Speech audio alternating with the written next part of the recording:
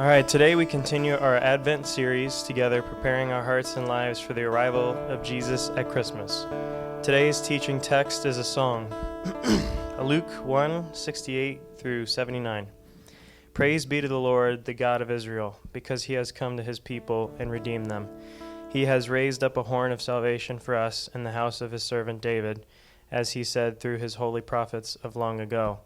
Salvation from our enemies and from the hand of all who hate us, to show mercy to our ancestors and to remember his holy covenant, the oath he swore to our father Abraham, to rescue us from the hand of our enemies and to enable us to serve him without fear, in holiness and righteousness before him all our days. And you, my child, will be called a prophet of the Most High, and you will go on before the Lord to prepare the way for him, to give his people the knowledge of salvation through the forgiveness of their sins, because of the tender mercy of our God, by which the rising sun will come to us from heaven, to shine on those living in darkness and in the shadow of death, to guide our feet into the path of peace. This is the word of the Lord. I'm glad you're here this morning as we continue this together. I don't know about you, this winter weather is something. I woke up this morning and the roads are treacherous, getting around is difficult. My tires were low. You know what I'm saying? It took some air out of the tires. It's been a winter for sure. So I'm glad that you're here as we kind of prepare our hearts for this, because I'll be honest, the weather's not going to do it for you as we prepare our hearts for Christmas and for what this means in Advent season. We've been in Advent. We started this last week. I hope that if you weren't here last week, I hope that you go back and kind of catch up on where we're at, because this series kind of has a progression to it. We're really following this lectionary thing as we kind of walk through these different pieces of the progression of what Advent looks like and how this works. So we're in the lectionary year C right now. And if you're not familiar with what that means, that's fine. But the lectionary is kind of an old composition of writings where it would take different themes every 3 years, and it would have an Advent A, B, and C, or a year reading of A, B, and C. We're in year C, starting year C right now, as we start Advent together. And year C is a collection of readings that have been around for a long, long time. These have been about 600-ish years that the church has been doing this lectionary reading. And so I kind of was just looking at this year just for us. I don't normally do that, but I kind of was looking at it for us, and I love this progression it has. And again, last week we started with this truth thing, where it's here's the truth of where we're at. We're in a broken world. We have to begin with looking at where we're at in the brokenness of this world, with this hope that there would be a future. And we looked at Jeremiah. There was this hope for a future, but the reality of the brokenness that we're in now. And kind of this dichotomy of future and present. And then this week, we're looking at this idea of compassion, where God comes to us as Emmanuel. If you don't know what that word means, it means God with us, where he actually shows up, and there's a compassionate part of God that makes him show up to us. And then there's this restoration piece, which we'll look at next week. And then the week before Christmas Eve, we'll look at justice, where he sets all things back to right. And he does all these things by bringing Jesus into the world. All these things are set back to right. But this week, we're going to talk about compassion. I'll be honest with you, this one's a tough one for me, because I'm not a wildly compassionate guy. I'm just not. This is not a strong suit of mine. This is not something that I'm good at. I remember learning that I was not good at this when I was pretty young. I was in high school, and when I was in high school, I was a senior in high school, and my youth group had decided that we were going to do this trip, and we were going to go to, now I don't know if you remember this back in the early aughts, but the cool thing would have been to go to the Passion stuff, Passion. You remember Passion, the 268 generation, the Louis Giglio stuff, and they'd have Tomlin, they'd have Crowder, and all these guys together, right? It was the cool place to go. We couldn't afford that one, and so we made a B-list version of that. We made a Kirkland signature version of that trip. And we were well, what if we called it Compassion, right? And it was going to be this whole idea of what if we did more compassion stuff? And so instead of going and just singing songs, we're going to go do stuff. We're going to go help people, right? And so we made this thing called the Mystery Trip. Now this was, I'll be honest, I don't know how we got away with this. I was very much involved with putting this together. It was part of my actual senior project for school. It was something I was doing for the church. And I remember putting this trip together, and it was called a Mystery Trip. Now this is back when Road Rules was cool. Anybody remember Road Rules? Yeah, okay. So this is back in that era. And Road Rules was a thing. So we were what if we did every day we just went somewhere and we didn't tell anybody we were going? And we would just go on this trip, and every day we go somewhere different. We do a different service project, or go somewhere and do something. It'd be a spiritual exercise or something we learn from this, but we wouldn't tell people where we were going to go. And I don't know how we got parents to sign their kids up for this. They must have hated their kids, honestly. Like they were like, we don't care if they come back. Take them wherever you want. And so we were on this compassion trip, and every day we would stop and we'd do like some painting at somebody's house, or we'd go and we actually worked for a while on it was different homes, mostly in the Appalachian area. So we're up in Tennessee and doing a lot of work in those homes. And we put a roof on a house. We did a bunch of different like service projects, as you would. Now, at this point, we were towards the end of the trip, and it had been a while. We'd been on the road for a while, and we've been doing all these mystery trip things. And at the end of the mystery trip, and some of you know this, we planned something that really we should have never done. It was a terrible idea. And we ended up going to a monastery in Georgia, the state of Georgia. Not like there are monasteries in Georgia. It's a Russian Orthodox monastery. We went to this Russian Orthodox monastery. There were about 10 monks in the monk hut there. And they had their services and did all their things. They didn't have a place for us to stay. And we were just driving around in vans. We had tents. And so we ended up staying in the graveyard out in front of and I'm just going to be honest, like I slept on a grave of somebody, and I'm not sure I'm going to heaven now. Like I'm not 100% sure how this is all going to work out for my long-term salvation, because I don't know that we did everything right there. But we stayed on the grounds, we stayed in a graveyard, and I remember so we're towards the end of the trip, and I don't know how you get, but this is how I get. Like I've been with people for a long time. Like this was 2 weeks of us being together, right? And being compassionate over and over again every day. And my compassion tank was getting pretty low. And a kid in our group, his name was Rocco, and Rocco was a Haitian kid who had moved to the States when he was about 2 years old. He's an immigrant into the States, and I remember that Rocco had gotten a call while we were on the mystery trip. And we were like, towards the end, we're in this monastery graveyard, and I'm tired, and everybody's kind of cranky, and you're like, we're just making food that we can like, literally like sandwiches that we've had in coolers for days that probably aren't safe to eat anymore. We're all exhausted with each other because we're sleeping in a graveyard waiting to see who's going to get haunted next by a former Russian monk. Like what's going to, like you're just exhausted. And Rocco got this call while we were there, and it was really bad news, and I don't need to go into the gory details of it, but it was really bad news. Something happened to his family. It was pretty tragic. I remember he went to go be by himself in the graveyard. And I gave him the cursory bro hug. You know the one I'm talking about? So I went to him and I was like, oh man, that's too bad. 1, 2. You know what I'm talking about, right? 1, 2. If it's more than that, it's getting weird.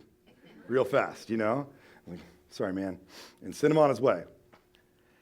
And I remember like Rocco was like a social guy. He'd like to be around people. But he just went and sat by himself. And I remember kind of like through the day, like it was like a whole day of him going and just sitting by himself. And I remember finally our youth pastor coming to me, and he was like, hey, who's going to go sit with Rocco? I was like, I think he's fine by himself. I think we're all good by ourselves. In fact, I think everybody just needs their space. You know, it's been a while. We're all pretty tired. We've been mystery tripping for a while. We've been, compassioning pretty hard, and I think we've had enough of that. And I remember my youth pastor being like, no, Kevin, like, this is a compassion trip. This is how compassion works. You're going to go sit with Rocco. I was like, oh, man.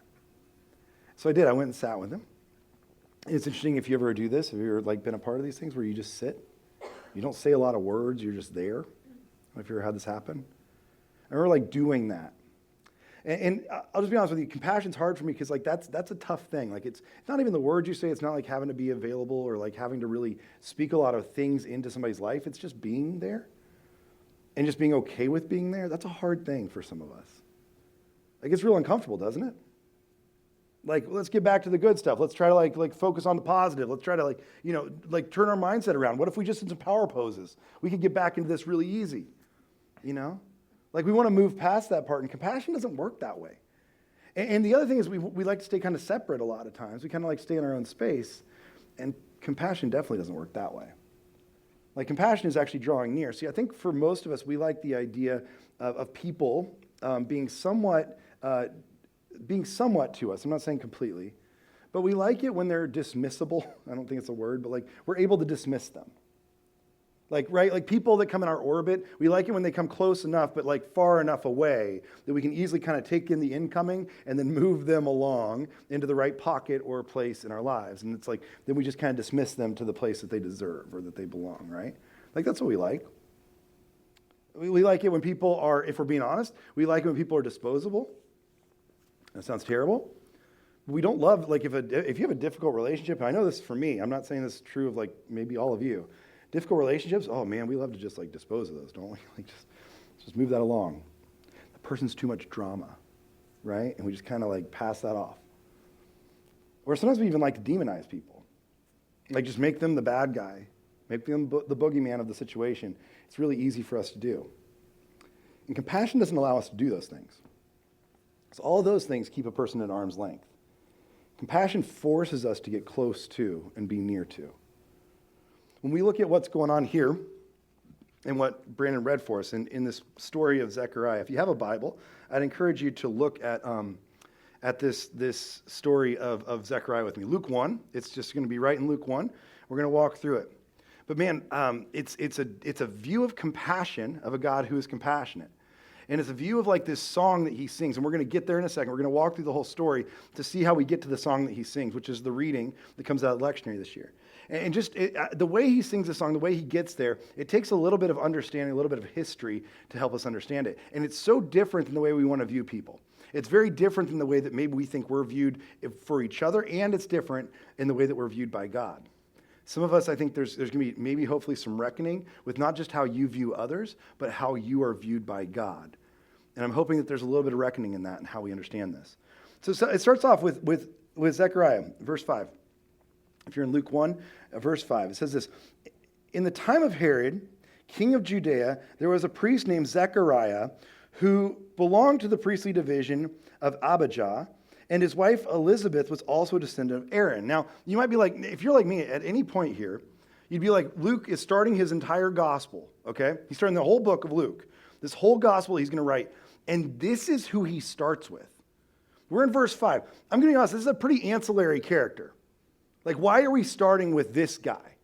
He's a priest. He's giving us a little backstory about him, that he's a priest's son, essentially. He comes from the lineage of priests, and so does his wife. They come from the lineage of priests. Why does this matter to us?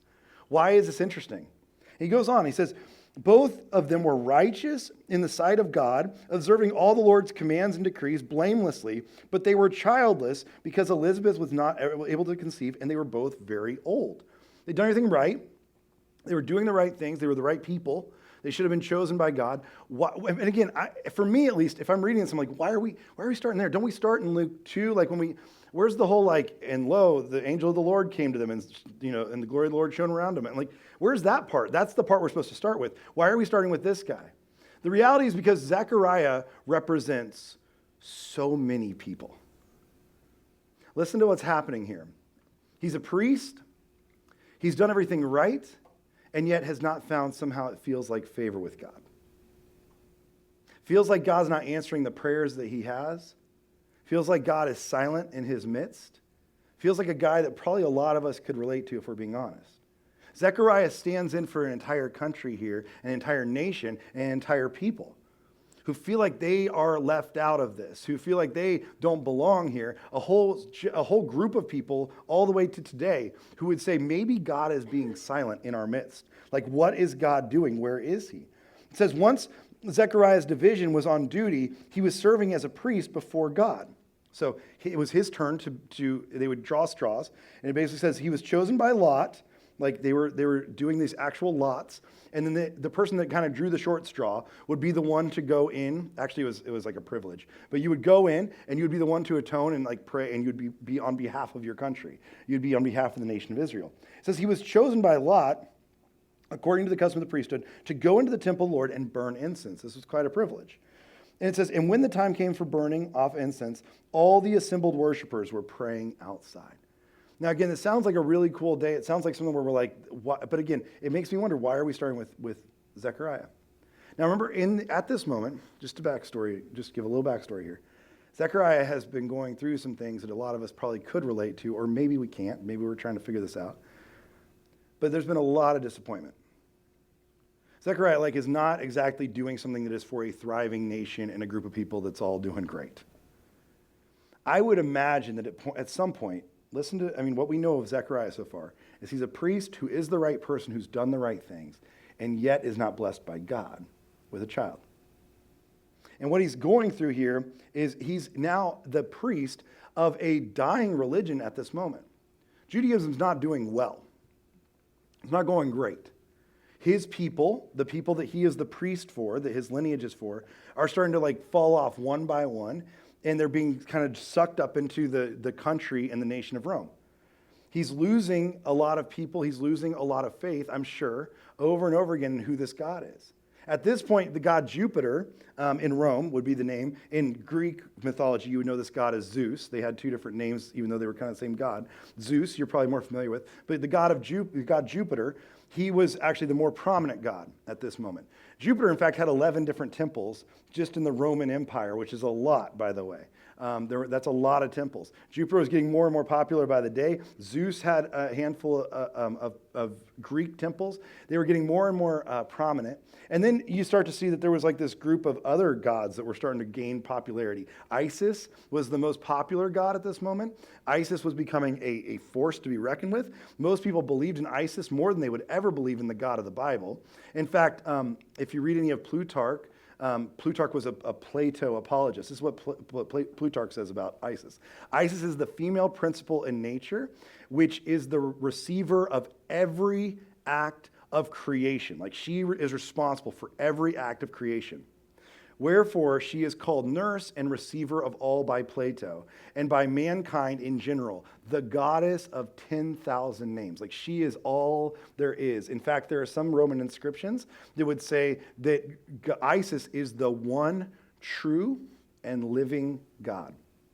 And this was true. This was taking hold in the culture. This was taking hold even with Jews. In fact, in Rodney Stark's new book, Triumph of Christianity, he says this: on Christmas Eve, which he uses as like the idea of everything before Christ. Christmas Eve is what's leading up to Christ's birth. On Christmas Eve, there were about 9 million Jews, which is not very many if you pay attention to how many there were coming out of Israel, where there were probably about, at that point in Israel, we see probably about 40 to 50 million Jews. Now there's about 9 million Jews living in Roman Empire, which had a total population of 60 million. Just so you're doing the math, that's 15% of the entire empire is now Jews, not very many. About 90% of them were living in the larger Roman cities west of Palestine. Like they're getting dispersed into the cities. They're falling into the culture of the cities. They're no longer like unified or really united anymore. And this is the group that Zechariah is going on behalf of to go pray for. This is the group that he's supposed to stand in for. And he's not just standing in. There's a promise here that he's trying to take in. There's a promise here that he's standing in for. He's been doing this as a part of his lineage, really all the way back to the days of Moses, but they're still looking at the promise of Abraham. Abraham had been promised a son, much like what Zechariah is probably feeling. And Abraham, it's at least 2,000 years in the past since God had really come through for Abraham. And we see at this point, it's probably been 1,000 years since King David, when the nation was actually at its peak and things were going pretty well. That's a millennia ago. Like that's way in the rearview mirror. It's been about 700 years since their nation was completely decimated and taken over by Babylon. And since that point, it's only been changing hands every few centuries to new leaders and new nations. They have no independence of their own. They are not their own nation. They have no freedom of their own. They are living under the rule or reign of somebody else for 700 years. And about 400 years at this point, 400 years ago, God went silent. From this point where we're picking up in Luke, for about 400 years, between the end of the Old Testament to where we are right now in Luke, God has not spoken. Like we don't have any prophets prophesying. We don't have anybody speaking on behalf of God. We don't have any books being written for the Old Testament. There's 400 years of just silence. At some point you start to go like, where is God? Like, where is this guy? Is this worth it? Is this like something we should continue to do? And we can talk about it on the national level for him, but we can also talk about it on the personal level. I've been faithful. I've been upright. I've done all the right things, and why are you not answering me? Maybe, if we're being honest, maybe you've been in that season or you are in that season. Like for some of us, maybe, have you ever felt like a plastic bag, blowing in the wind, wanting to start again? That's a really deep lyric by Katy Perry right there. Really deep. Do you ever feel like a plastic bag? And she got paid money to write that song. That's what's wild about it. No, because baby, you're a firework. And so, but do you ever feel this way? Do you feel as though you've been, maybe there's a part of you that's like, no, I feel like I've actually been dismissed in this whole thing. I feel like I'm pretty dismissible. Like I'm pretty disposable in this whole thing. Like maybe God's not coming through for me. I have friends that I've talked to, even recently, who've told me how they just feel like God is in a silence in their lives. They've been praying for something for a long time. I just had a conversation with a friend not long ago who was telling me, he'd been praying for something for a very long time and feeling like he's getting further away from it. Feeling like God's not answering that prayer. He hasn't seen it come to fruition. He's at that place where he's like, what's the point? What are we doing? Have you ever had that? Are you in that? Do you know what I'm talking about? Where it just feels dark and it feels heavy. That's where Zechariah is at. I don't think Zechariah just meets into this day every year when he goes into the temple or every so often when he's chosen to do this. I don't think he's just like, man, everything's going awesome. I think there's been 400 years of silence where he's got to be like, when is God ever going to speak again? When is this ever going to happen again? He's in a dark place here. But it says when he goes in, and if you pick up with me here, it says that in verse 11, then all of a sudden he goes inside, and an angel of the Lord appeared to him, standing at the right side of the altar of incense. And when Zechariah saw him, he was startled and was gripped with fear. Now remember this, in the Bible, like seeing an angel is not like a Roma Downey touched by an angel situation. It's not nice, doesn't seem good. Everybody's terrified. They are apparently very scary creatures. So if you ever like, oh, I saw this beautiful thing, I think it was an angel. It probably was not. Probably was not. No, that was your imagination. An angel, I think, you'd probably pee. You know what I mean? Like, just being honest, okay? And so he sees this and he's struck with fear. Every person that sees him is struck with fear, by the way. He's startled, he's gripped with fear. But then the angel has to say, which is what every angel has to start off with, which has got to be so annoying as an angel, is the first thing you have to say every single time. Don't be afraid, okay? Like, it's cool, we're cool, okay? Don't be afraid, Zechariah. Your prayer has been heard. Your prayer's actually been heard. Now, this is what he probably did not believe, is that his prayer had been heard. He probably did not believe that God was there with him and that God was actually paying attention anymore. But he says, your prayer has been heard. Your wife Elizabeth will bear a son, and you're to call him John. He gives him the name here. He will be a joy and a delight to you, and many will rejoice because of his birth. For he will be great in the sight of the Lord. Not in the sight of people, by the way, in the sight of the Lord. He is never to take wine or fermented drink. He will be filled with the Holy Spirit even before he's born. He will bring back many of the people of Israel to the Lord their God, and he will go on before the Lord in the spirit and power of Elijah to turn the hearts of the parents to their children, the disobedient to the wisdom of the righteous, to make ready a people prepared for the Lord. That last line is kind of right out of Isaiah 40, which is one of the most famous prophecies of Jesus, where he's really kind of saying that prepare the way of the Lord. You're kind of feeling those vibes where that's what John the Baptist is coming to do, to prepare the way of the Lord, which really sends us all the way back to 700 years ago, like when things are falling apart in Israel, but everything's going to be set right again. We go back to the truth as we set up this idea of compassion. And he looks at like the truth and he says, this is what it was going to be like. But in verse 16 is what I want you to see, where he says, they're going to bring back many of the people of Israel to the Lord their God, because so many have left and so many are gone. He's going to bring them back. And what does he mean by bring them back? I don't think he just means bring them back like to the nation of Israel. He's not saying they're going to bring them back to a geographic location. We're not just going to bring them back to a city or a place or even the temple. We're going to bring them back to the heart of God. See, I think this goes back he's not just saying it's going to go back to before the wars happened and our country got overtaken. He's not saying it's going to go back 400 years before God was silent, or 700 years before the wars started and we were overtaken. Or it's not even going to go back 1,000 years to when David was king and everything was great in this country. It's not even going back to Abraham and his promise. I think what he's saying is he's going to bring them back not to a place, but to their God. He's saying it's going to go all the way back really to the garden. to what the garden looked like. Remember, in the garden, we see that there is this relationship between man and God where the two are inseparable. There is no distance in the garden between man and God. The two coexist. They live side by side. It says that God would walk through in the cool of the day. I don't know what that means. It sounds really nice. I don't know what the cool of the day is. I live in Florida. But like he would walk through the garden with no separation. There was no fear of God. There was nobody cowering away from God. There was an openness and an honestness and a truthfulness that did not dissect or separate the people from their God. They lived as one. And I think what God's saying here is, I'm going to do that again. I'm going to send a son into the world where he will walk among you just as I did before. He's going to be right next to you, up against you, all around you. He's going to be right there with you.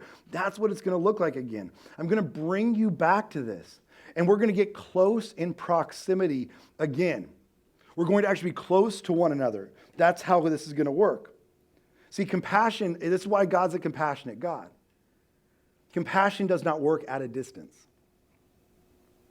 If you don't know the definition of compassion, compassion means to suffer with or to suffer together. It comes from the Latin word compassionis, which means to suffer with or to suffer together. You can't do it alone. Compassion does not work that way, and it also does not work from a distance. It's really hard to suffer with someone when you are not with someone. To suffer with someone means to be with someone. And here's what I've learned in my years of being a non-compassionate person, but trying to watch other people be compassionate to me. Let me just say it that way. I know what I've failed at, and I know what other people have failed at. When I was young, I remember that when I was, many of you know my story. When I was 9 years old, my father passed away. And it was pretty public. A lot of people, we were in a small town in Casper, Wyoming, which is a small town, and we were at a big church, and my dad was a very well-known figure in that community and in that church. And so when he passed away, a lot of people knew what happened. Like, it was not a secret or a surprise. He died. It was a long, miserable sickness and illness, and that finally took his life. So many people in the town were fully aware of what was going on. And they all kind of paid attention to it, and a lot of people kind of followed it and tracked it. Still, I went back to Casper just this last summer, and I just contacted a couple people that were still there. I didn't really want to spend a whole tour of going to see people, but it still was when I went back there, I was still the kid. Everybody just knew as the kid who lost his dad. That's kind of what it was, right? And I remember watching people try to be compassionate, but what I saw was not usually compassion. I'm not trying to fault anybody. Don't hear me wrong on this. People were trying their best. But I say this because I think I do the same things. And here's what I noticed, is that some people were trying to be compassionate, and what they were was they were comforting. Comforting's good. Don't hear me wrong. Comforting's good. Comforting usually came with a lot of casseroles, which was great. That worked out great. I had no problem with this. Sometimes it came with cakes, and cakes were even better, or cookies. We did have one lady, her name was Miriam, and Miriam would make cakes I don't know, probably once a month for our family, huge, just enormous cakes, and they were gorgeous. They were so beautifully decorated. And she made one for my birthday, I remember one year, that was a basketball, stacked on top of a soccer ball. There was this, and it was she had done the soccer ball, the pattern on a soccer ball. You know how hard that is to do? It was gorgeous. The problem with Miriam's cakes, and she's no longer around, I can be honest with you, and she was a very sweet lady, she always took it one step too far. She'd be here's a cake, beautifully frosted, and it'd be and it's got chocolate chips in it or something, but then it'd be oh, also the cake is tangerine flavored. And you'd be why do we have to do that? Was that necessary? Was vanilla out at the store, or what was wrong with that? Could we just do something? Every time it was just something where you'd be oh, that was so close to being good, We were just on the cusp and missed it by that much, She's always had to try that one extra flavor. But anyways, she was very sweet. I remember a lot of that, and that was great. Now, here's what I found about the casserole crew, is that a lot of them, it felt and again, don't hear me wrong. People had their best intentions, and I know we all do the same thing. Many times it felt it was more about them than it was about me. It was about how can I just give you something so that I take a little bit of the guilt off me that I feel, to just help. So I did it, I did my deed, and now I can get out of here and I can say I did it. I can tell people I was part of the meal train. I can have a conversation with people and say I went to their house, I saw how sad the kids were. I can tell you about what happened, and therefore I feel like I did it. Now, I'm not discouraging a good meal train. I'm for it. I'll take it without the sad parts. I'll take it with just a normal, happy day. Like, I think we should have meal trains more frequently, to be honest with you. I'm not saying it's a bad thing. I'm just saying it felt like it was more, and that's not what compassion is. Compassion is not about me feeling better about you, right? It's about suffering with you. I also saw a lot of people that were care people, not comfort, but care. They'd come to you, they want to care about you. And what the care crowd was known for, in my opinion, was a lot of cliches. You know what I'm talking about, right? It was the people who were like, Kevin, God just needed one more angel in heaven. And I was like, that is the dumbest thing I've ever heard. I think he's doing okay. I don't know if you know about angels, first of all. I think they're immortal. I don't think he needs more. I think he created enough at the beginning, and I think there's probably enough hanging around. I don't think that they're dying off anywhere. I think they're doing okay. I think from what I understand about them, and maybe I'm wrong. Also, I needed a dad on earth, I think, more than God needed another angel in heaven. I'm pretty sure. If I'm doing the math, it just seems like that's the case, right? Like, this is a real lame one. Or like, oh man, I did have somebody one time who really did come to me and gave me the whole, Kevin, it was the literal, I know it's a tough spot in your life and it's going to be really hard to figure this out for now, but, God closes a door and he opens a window. What does that mean? Like, what is that for? Do you go through windows? Do you walk through, do you go to people's houses and go through their windows? Because that's illegal. That's breaking and entering. That's not a thing. We need to retire that phrase forever.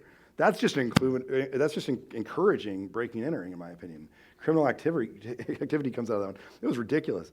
But those were the people, and it felt like a thing where it was like, here's the thing I can say to you so that I can ease my conscience and I can walk away. But then there were those people that were compassion people. I remember there was one kid, and it was the weirdest thing. It was a kid I did not know well.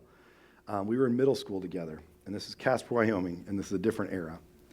But he walked up to me, and I just remember he saw me in the hallway. We were walking towards each other, and he didn't know me very well, and I didn't know him very well. And we were just walking through the hallways, and he saw me, and you could see his face, visibly, you could see him oh no, almost what do I do now, right? Because you could see that he didn't know what to say, and he had not brought a cake. He didn't have any cliches. He was oh no, what do I do now? And you could see it on his face. And he stopped in the middle of the hallway. He's like, Kevin, oh man, oh, I'm so sorry. Oh boy. And it felt like for a second we were going the wrong path. I'll never forget, then he took his necklace out, and again, it was a different era in middle school, and he had a pocket knife on it. He pulled the pocket knife off. This was Casper, Wyoming. That was mild as to what people were carrying, by the way. Now, he didn't have a full machete, at least, at that moment. And he was he pulls his pocket knife off. He's like, here, man, take this. I don't know what else to give you. And I was like, thanks for the pocket knife? And then he was like, can I just hang out with you for a second? And I was like, sure. And I remember we just walked in silence. And later that day, we just sat down next to the lockers together, and he just stayed by my side. I didn't have to entertain him. I didn't have to say any words to him. And he didn't try to do any of those things to me either. And we just were there. He was willing to suffer with me, which is not easy to do. Right? In the Jewish faith, there are mourners. There are professional mourners who, in the Jewish tradition, when somebody dies, you can bring in professional mourners who will just sit with you and weep alongside of you. And it sounds really weird and maybe a little creepy, but it also creates a permission structure where when you weep, it's okay because they're weeping with you. They're suffering with you. Some of you are like, can I pay those people just to come to my house and just sit and cry with me? And some of you are like, how do I get that job? I'm really good at this. That's just a Wednesday for me, And that's what suffering with looks like. It's just being with. And you can't do it from a distance. It's not something you can do from far away. You have to be close in proximity. And when God speaks to Zechariah, what he's saying is, I'm going to bring them back to me. We're going to be in proximity with each other. We're going to be close to each other. Now, after that happens, in verse 18, it says this: Zechariah asked the angel, how can I be sure of this? I'm an old man. And I'm sure he was trying to figure out, how do I phrase this nicely? I'm an old man, and my wife is well along in years, right? Notice he doesn't say we're both old. She's also got a lot of years, probably. And the angel said to him, and here's what's great. He asked him, how is this going to happen? And Gabriel says, I am Gabriel. That's all he has to say. Like, who do you think you're talking to? This is the biggest, do you know who I am that's ever happened? Like, I'm Gabriel. That's how you know, is that you have an angel standing in here with you who's telling you this. That's how you should know this. Don't get confused about who this is. I stand in the presence of God, and I have been sent to speak to you and tell you this good news. And now you will be silent and not able to speak until this day happens, because you do not believe my words, which will come out as true at the appointed time. You're going to be silent from here on out. Meanwhile, it says the people were waiting for Zechariah and wondering why he stayed in the temple for so long. When he came out, he could not speak to them, and they realized he had seen a vision in the temple, for he kept making these signs to them, and he remained unable to speak. When his time of service was completed, he returned home. After his wife Elizabeth became pregnant, for 5 months he remained in seclusion. The Lord has done this for me, she said.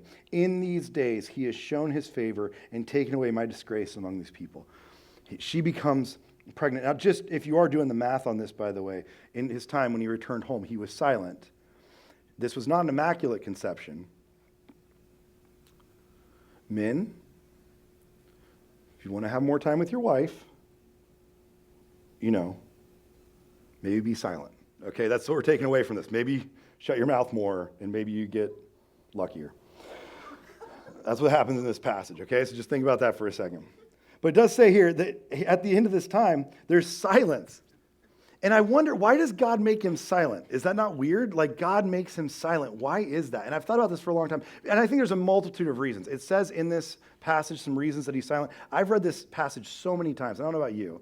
This is what I find. As I read these passages, what I love about it is that every time you read it, you find something different, or at least you hope to. And as I was reading it this year, one of the things I thought about was, if God made him silent, I wonder if it's almost a lesson to Zechariah to say, listen, I've been silent for 400 years, and you think I'm doing nothing. Let's see how it feels for you to have a baby on the way, and you can't speak.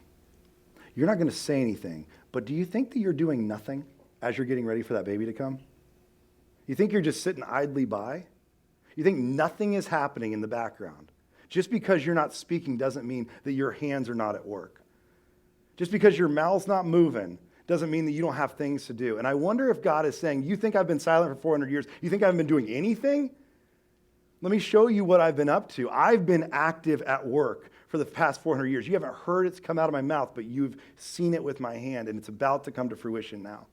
And for some of us, we are sitting in that silence over and over again right now, and we're waiting for what is God going to do? And I wonder if we're because he's not speaking to me, I'm not seeing things happen at the pace I want it to, things aren't going at my timeline right now, we're God's not working anymore, it's not happening. That's not the way this works. I remember I had a friend who told me, he said, I tried that whole God thing, and it didn't work for me. That's what he told me, it didn't work for me. And I asked him why, and he was because it's just I didn't really see anything happen. Okay, interesting. All right. First of all, I think, what did you do? But secondly, what were you waiting for? God doesn't work on your timeline. He doesn't work on my timeline. That's not how God works. He does not work on the time frames we give him and the specific schedules that we lay out for him. It's not how God has ever worked. And I think he's saying, you think I'm just silent? You think nothing is going on? Let me see how it feels for you. You think you're going to do nothing?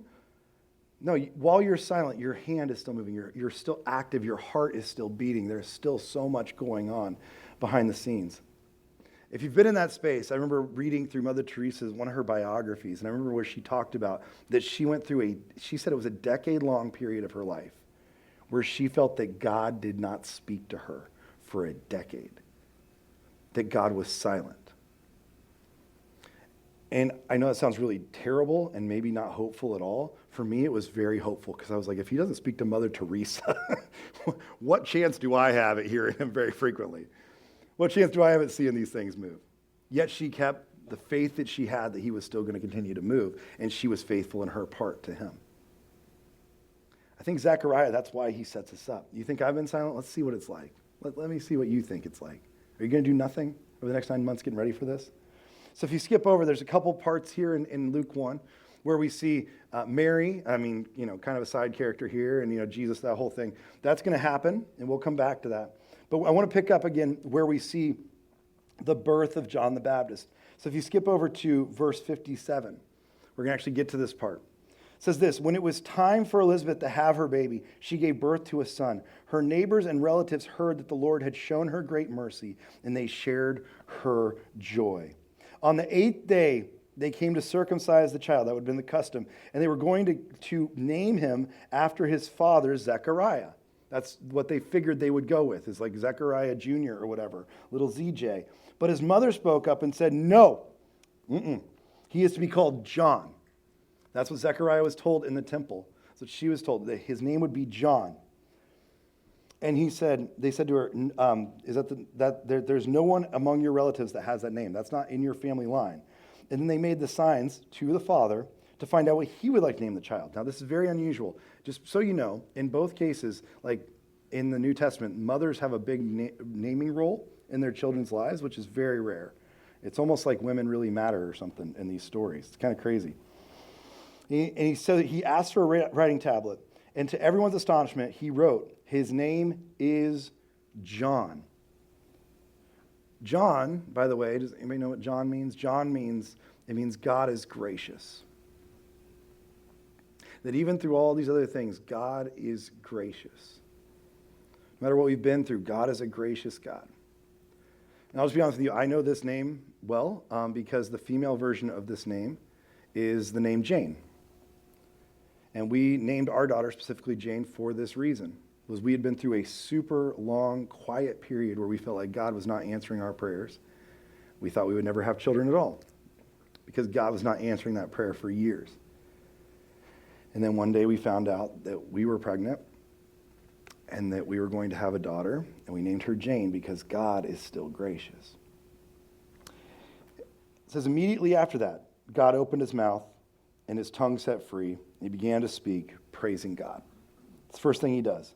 All the neighbors were filled with awe, and throughout the hill and the country of Judea, people were talking about all these things. Everyone who heard wondered about it, asking, what is this child going to be? For the Lord's hand was on him. And then we get to the part that Brandon read for us earlier. This is Zechariah's song. Apparently, while he'd been sitting with him in a tablet, he'd been writing a song. And this is what he said. His father Zechariah was filled with the Holy Spirit and prophesied, praise be to the Lord, the God of Israel, because he has come to his people.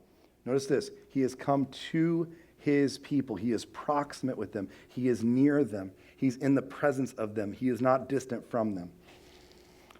He has come to his people and redeemed them. He has raised up a horn of salvation for us in the house of his servant David, as he said through his holy prophets of long ago. Salvation from our enemies, from the hand of all who hate us, to show mercy to our ancestors, to remember his holy covenant and the oath he swore to our father Abraham, to rescue us from the hand of our enemies, to enable us to serve him without fear, in holiness and righteousness before him all our days. And you, my child, you'll be called a prophet of the Most High, for you will go on before the Lord to prepare the way for him, to give his people the knowledge of salvation through the forgiveness of their sins, because of the tender mercy of our God, by which the rising sun will come to us from heaven, to shine on those living in darkness, in the shadow of death, to guide our feet to the path of peace. See, God, this is where God actually comes and he moves, as Eugene Peterson would write, he moves into the neighborhood. He comes toward us. He doesn't stay distant from us, but because of his great compassion, he comes close. He actually wants to get in the middle of things. There's a couple things we have to, I think, realize. So just as we close, I want to first of all, kind of put this in perspective for those of us, because there's probably those of us that see this as we need to see as how we are loved by God and God is compassionate towards us. So there's a God, compassion moves God toward us, right? So compassion flows from God to us, and we need to look at that part. Then we need to look at us to others. How does compassion then flow from us to others? This is what compassion requires of us. And first of all, we have to realize that God is compassionate. Whether you believe it or not, whether you think it or not, whether you feel like God sees you as disposable or even despicable, God loves you, and he is compassionate towards you. God wants to be close to you. And I know we hear that, I know we think that, but the reality is I think most of us don't live like that's true. I know for me, there's still a part of me that when I think of God, I'm pretty sure he's mad at me. I'm pretty sure he's a little, at least, maybe not mad, maybe just disappointed. You know? I don't know if you feel that way sometimes with God. Where you're like, nah, I don't, like God, yeah, I know he loves me, but he kind of loves me like begrudgingly, like he has to love me. Like he's forced into it. Like somebody's making him, they're twisting his arm, making him love me. That's not how God works. That's not who God is. As Tozer would say, so A.W. Tozer has this quote where he says that compassion is not something that simply runs out of God. Like it's not just something that God like attributes to himself and says like, I'll give you a little bit of it. He's saying it is something that God is. His very character, his very nature is a God of compassion. This is the plan he's had all along, is for us to be in proximity with him. This is what the garden was. This is what the plan with Jesus is that we would live near him and close to him because he loves us that much. He wanted to actually be near us. In 1744, there was a saint who wrote this song, and I found it just the other day, and I loved one of the lines in it, but it said this. He wrote this about this time of year, and he actually wrote it based on what we just read with Zechariah. He said, "You came down from the stars, O King of heaven, to a cave in the cold and frost. O divine baby, I see you trembling here. Ah, how much it costs you to love us like this." I love that line. Oh, how much it costs you to love us like this. You who are the creator of all the world. And I do think about that with Jesus. Like there are things where I'm like, what would it have been like? Right? We always say these lines about like, what would it be like to leave heaven and come to earth? But that's like a real thing that happened. To leave the comfort and glory of heaven, to come to a place like this, to be proximate with us, to live in the dirt with us, to come near our mess and actually be close to us. I do wonder sometimes if Jesus was like, oh boy, this was not necessarily what I bargained for. Like there's that verse in Mark, 7:33, where he goes to a man and it says that he heals the man. The man was mute and he touches the man's tongue and then he sticks his fingers in his ears and the man suddenly can speak and hear again. That's disgusting. Like, I wonder at some point if he was like, I didn't want to do this. This is real close to you guys. Like to keep my distance a little more than this. We're getting real up close and personal here, right? Like, I mean, or, when he spends time with people who are diseased and he gets that close to them, actually like touching lepers, actually being near people like that. A man who says, I have no place to lay my head, meaning I don't have a home.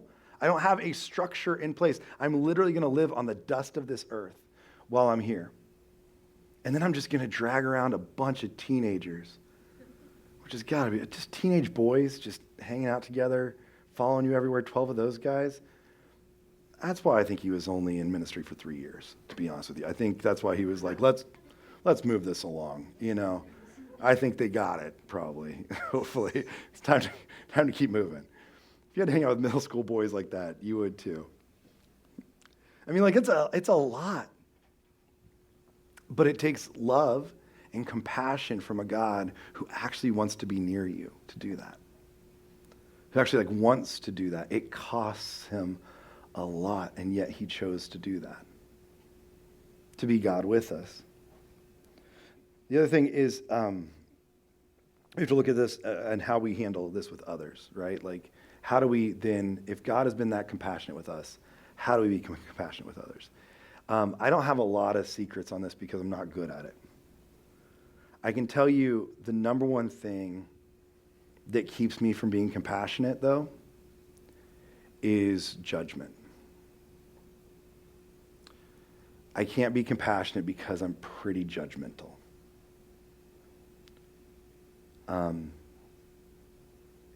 If you ever get a chance, if you get bored, I watched it yesterday just as like a refresher for this. There's a pastor, a priest, a Jesuit priest. His name's Gregory Boyd, and he's a priest for a thing called Homeboy Industries. I don't know if you're familiar with Homeboy Industries. It's one of my favorite things. He is the nerdiest looking old white guy you've ever seen. And Homeboy Industries only serves gang members in Southern California, mostly LA area. And they are the largest rehab program for gang members in the country. They have the largest tattoo removal service of any place in the country. People come there from all different gangs, different backgrounds, different Bloods and Crips, people that do not like each other coming into the same space, and they help them rehab. They help them find. Hopefully, I mean, he is a priest, and he believes in the work he's doing because it's a spiritual thing. But he also helps them start to rebuild their lives with a new kind of kinship and family. And his whole idea is that when you get close to each other, you cannot hate each other when you are in kinship with one another.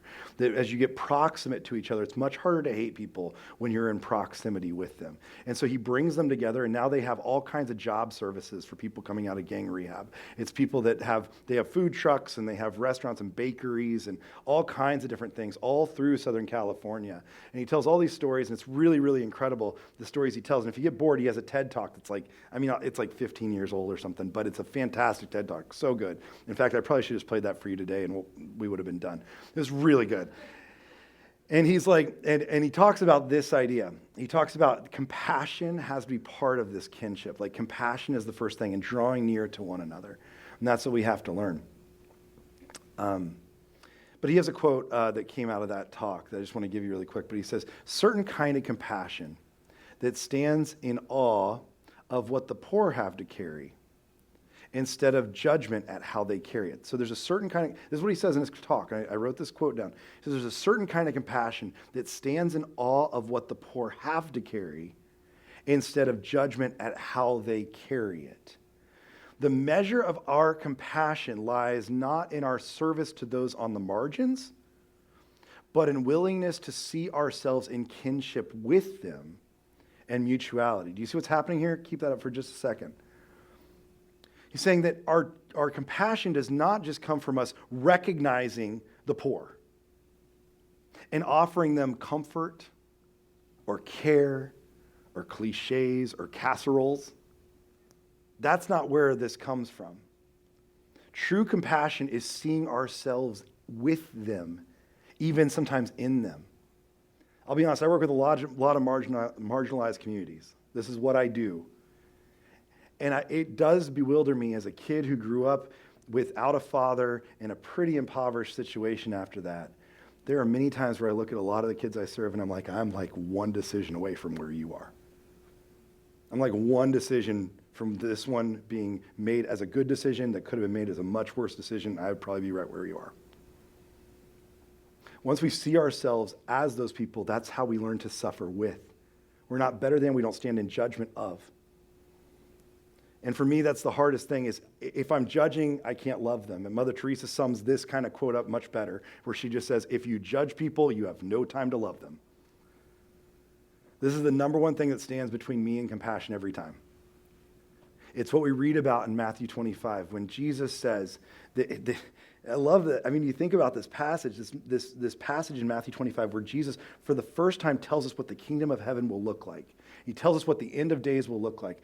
And when he says it, he says that those who will come into the kingdom of heaven are those who saw me hungry and they gave me something to eat. And they saw me thirsty, they gave me something to drink. They saw me naked, they clothed me. They saw me in prison, they came to visit me. And what's the question they ask back after that? They say, those that are righteous, those that came with him, those that are now in the kingdom of heaven, what do they say back to Jesus? They say, when did we see you hungry? When did we see you thirsty? When did we see you naked? When did we see you in prison? Now, here's the question I would ask, if I'm being honest. As a judgmental person, the question I would ask every time is not when. My question would have been why? Why are you hungry? Like, what's your problem? Where'd all your money go? Why are you thirsty? You didn't prepare for this? You didn't think about this? Why are you naked? Why are you in prison?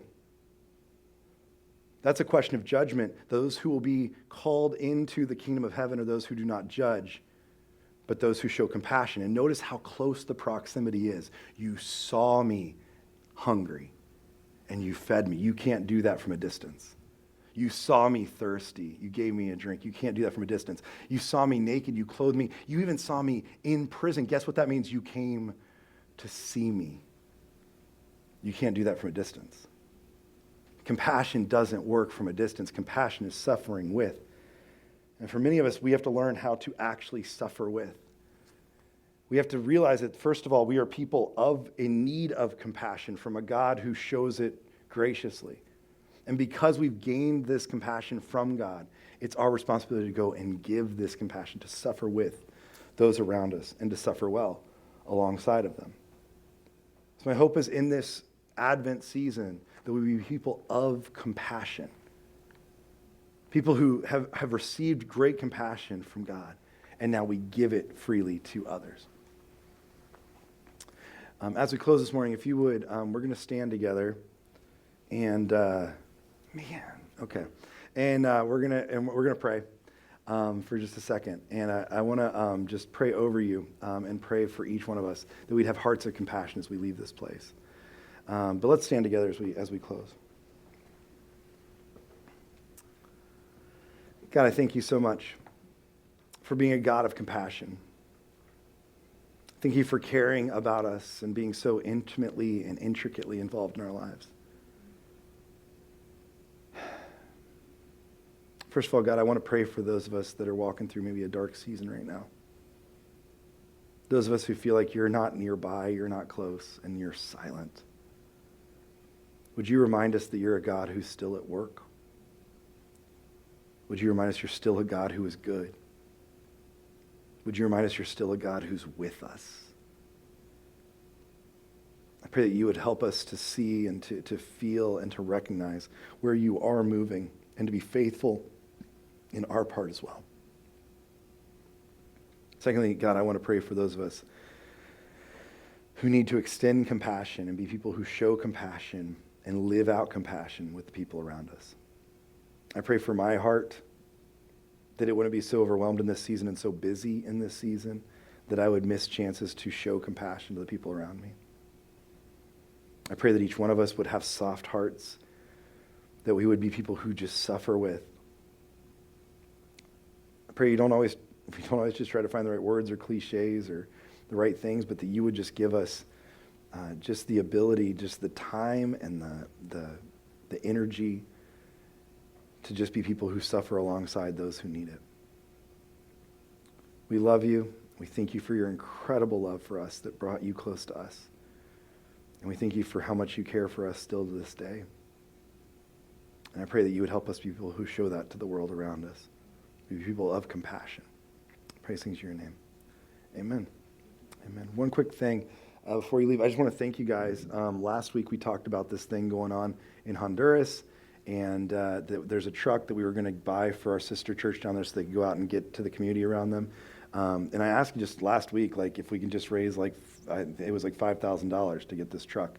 And it's wild, but our partner organization, they raised about $1,000, and then you guys just took care of the rest. So incredible job. Like, honestly, I don't even know what to say.